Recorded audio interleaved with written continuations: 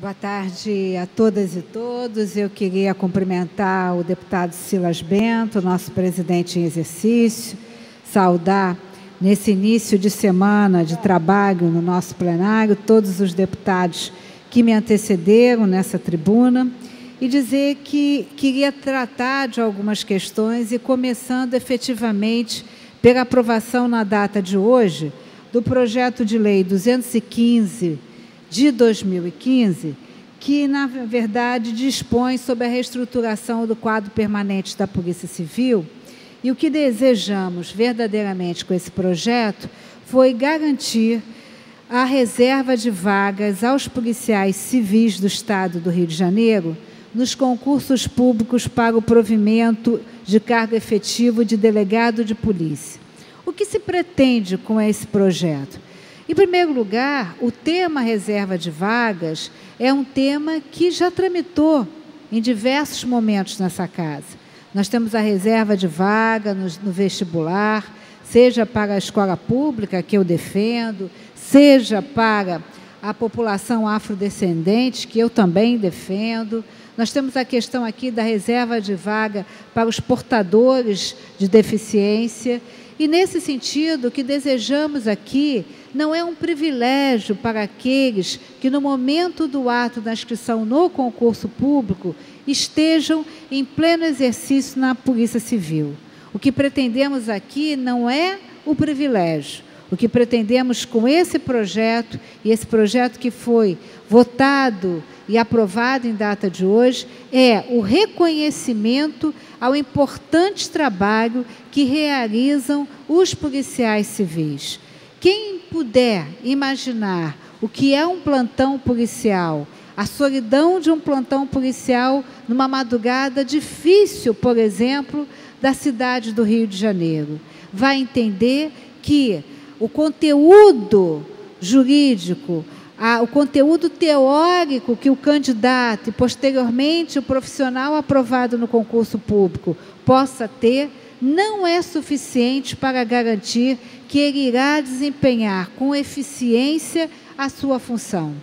Nessa gama de requisitos que precisa ter o novo policial civil, em particular a autoridade policial, o delegado de polícia, que tem o poder, né, de fazer a justiça em primeiro momento, porque ele decide pela liberdade. Se ele decide pela liberdade, a sua decisão ela vai impactar diretamente na vida de uma pessoa. Então, o que queremos aqui é trazer esse conhecimento do dia a dia, trazer essa experiência, trazer esse tempo de serviço para que possa contar como um critério de avaliação, permitindo assim a reserva de 20% do número de vagas nos concursos para delegado de polícia. Com isso, não só temos absoluta certeza que vamos estar melhorando a qualidade dos profissionais que serão selecionados, como também, com certeza, estaremos aqui fazendo o reconhecimento do trabalho desses valorosos policiais civis que, ao final de cada dia, demonstram competência e coragem. No segundo momento, senhor presidente, queria discutir aqui uma entrevista que vi na data de hoje, dada no jornal de grande circulação, pelo coordenador do Sindicarga, um profissional da segurança, o coronel já reformado, coronel Venâncio Moura, que, como representante da assessoria da segurança no Sindicarga, trouxe uma preocupação a respeito do resultado da Força Nacional no enfrentamento do roubo de carga. Quero lembrar aqui que fizemos uma audiência em conjunto com a Comissão de Economia e Indústria, presidida pelo deputado Valdec Carneiro, uma audiência com a Comissão de Segurança solicitada pelo deputado Carlos Osório. Tivemos, após a audiência, a possibilidade de elencar 14 estratégias. Fomos ao ministro da Justiça para apresentar essas 14 estratégias. Na última semana, deputado Valdec e eu, encaminhamos ao novo ministro da Justiça um documento, lembrando que tramita lá no Ministério da Justiça esse grande trabalho feito a partir dessa audiência pública dessas duas comissões. E uma das questões apresentadas, tanto pela Polícia Militar, quanto pela Polícia Rodoviária Federal e pela Polícia Civil, foi a Operação Segurança, que se deu no mês de novembro e dezembro e que foi interrompida a partir da necessidade do deslocamento da Força Nacional para os estados do Norte e Nordeste diante da grave crise que assolou o sistema penitenciário naquelas regiões. E, para surpresa minha, na fala do coronel Venâncio Moura, ele falava da pouca eficiência e da pouca eficácia no impacto exatamente da Força Nacional no enfrentamento dessas questões que nada mais são do que o roubo de cargas que se dá pontualmente na região norte, numa região que vai alcançar o Complexo da Pedreira, o Complexo do Chapadão e o bairro da Pavuna. Insatisfeita com essa informação, porque essa informação ia contra as informações trazidas na nossa audiência pública pelas autoridades da segurança pública, fui procurar informações junto à Delegacia de Roubo e Furto de Carga.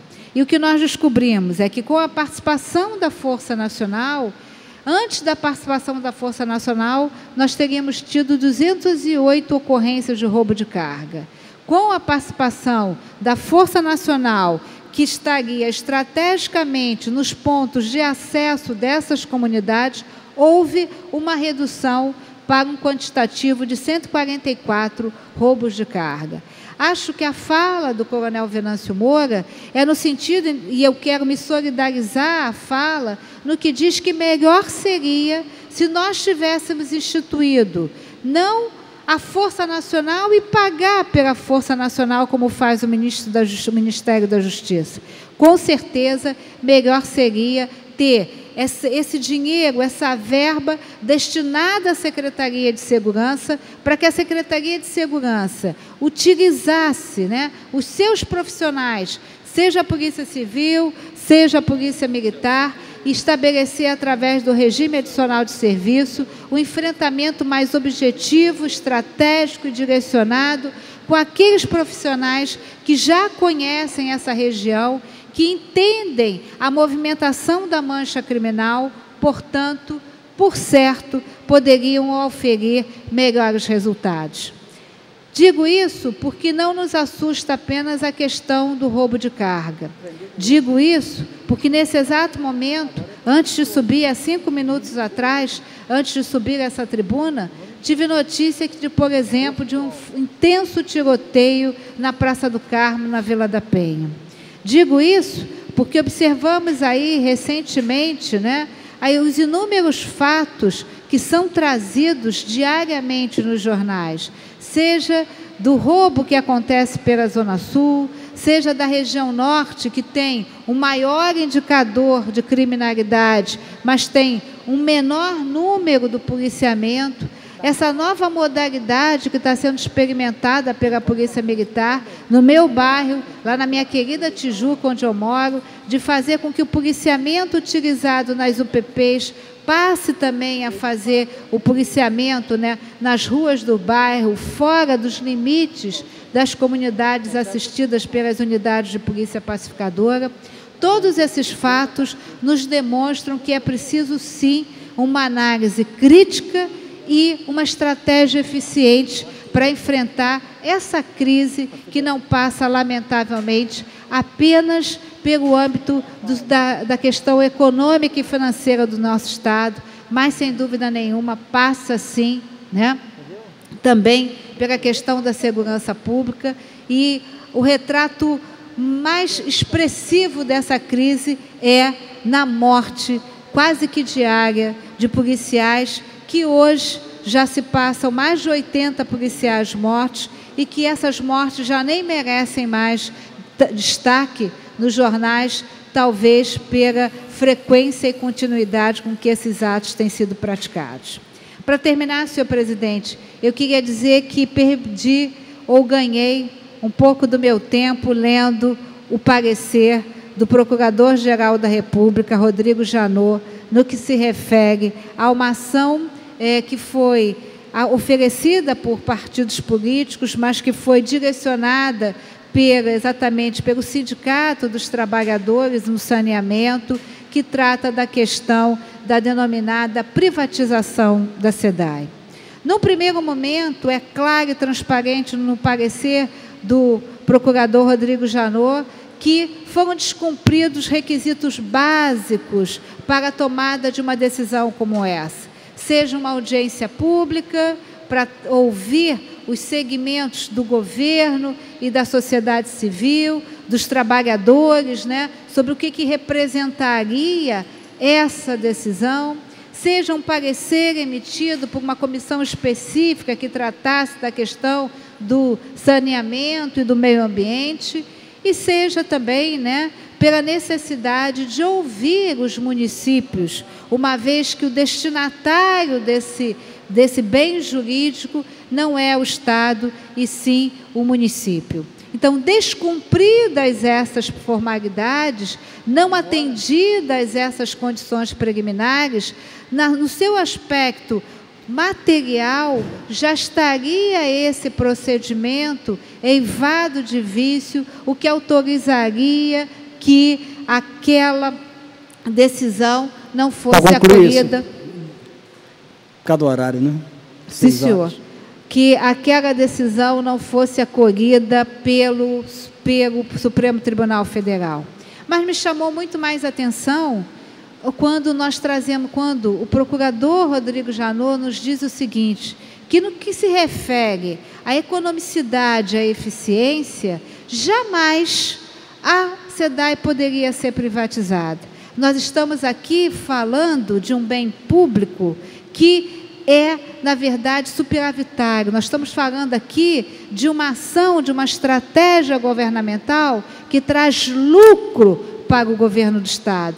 Portanto, o bom senso já diria isso, mas se o bom senso não diz, as leis nos mostram, a Constituição da República nos lembra que jamais a SEDAI poderia ser privatizada, já que ela é uma empresa que garante lucros e dividendos para o governo do Estado. Portanto, ela deve ser preservada, ela deve ser levada a efeito para que, através dela, com os recursos dela, com o bom trabalho desses trabalhadores, com a eficiência da gestão da SEDAI, a grave crise econômica do Estado do Rio de Janeiro seja enfrentada.